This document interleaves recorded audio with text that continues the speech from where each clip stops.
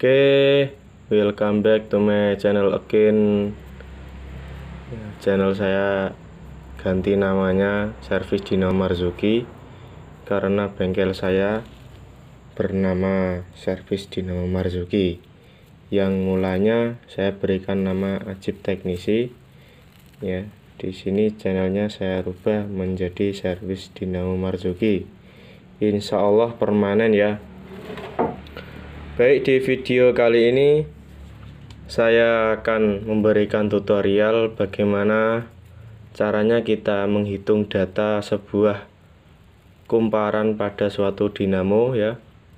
Seperti yang saya pegang ini punyanya pompa air merek nasional 125 watt. Jadi pada pompa air nasional ini ya, pada kawat tembaga itu mempunyai langkah 5 ya, 5, 7, 9, 11, 13. Jadi melangkah 5, langkah 5, yang luar 5, 7, 9, 11, 13. Jadi kelipatan bilangan ganjil. Ya, jadi sebelum kita menghitung sebuah data ya, data apa itu namanya, data hitungan ya, hitungannya pada suatu kumparan dinamo, kita harus pertama-tama harus mengerti dulu langkah-langkahnya ya. Jadi nanti tidak ada namanya gagal ampere ya, tidak ada kejadian yang tidak kita inginkan ya, seperti ampernya tinggi ya, kan itu pengaruh sama pompa airnya ya pada dinamonya. Kalau ampere terlalu tinggi tuh cepat panas ya, jadi dinamo cepat panas, overheat. Jadi nanti kalau dibiarkan lama-lama, kalau panas mati sendiri ya, atau terjadi konsleting, atau bisa jadi listriknya jeblek karena ampere yang dihasilkan sangat tinggi karena tidak sesuai dengan lilitan ya, karena tidak sesuai dengan lilitan pabrik ya. Harus kita sesuaikan seperti prosedurnya. Oke, langsung saja, tidak banyak basa-basi ya. Tadi sedikit penjelasan ya. Ini kan kumparan bagian luar ya, kumparan bagian luar. Yang ini dalam ya, ini dalam. Bisa dilihat di sini. Ya, ini adalah kumparan dalam. Jadi kumparan luar dulu. Kita mulai dari yang paling kecil ya. Jadi langkah 5. Jadi kita menghitungnya itu biar tidak bingung, ikuti saja cara di video ini ya. Biasanya ada banyak kendala, saking banyaknya hitungan bingung ya, mana yang langkah hitungan, yang langkah 5, yang langkah 7 dan seterusnya, itu bingung berapa ini hitungannya. Jadi ini disimak baik-baik sampai selesai. Kita pergi ke langkah 5 dulu ya. Ini 5, ini 7, 9, 11, 13 ya. Jadi ini 5, ini 7. Saya fokuskan dulu. 7, 9, 11, 12, 13. Jadi kita mulai dari 5 dulu.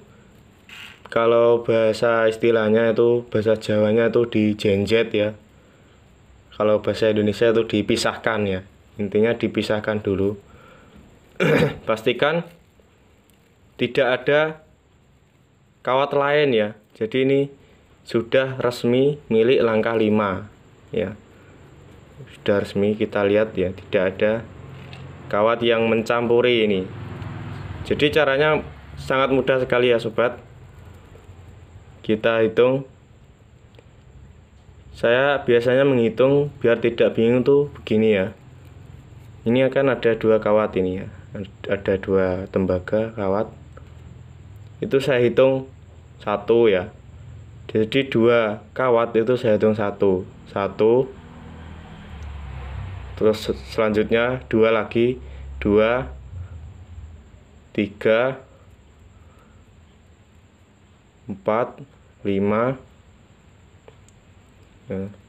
6, 7, 8, 9,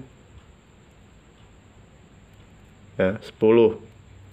Jadi ada 10. Jadi tadi saya ambil 2 dikali 10 berarti 20 ya. Kita untir seperti ini. Kenapa kok kita untir ya? Buat menengeri ya. Bahasanya itu, mohon maaf ya, saya campur bahasa Jawa karena bahasa Indonesia kurang paham. Soalnya dulu waktu sekolah tuh ngeblongan saya ya.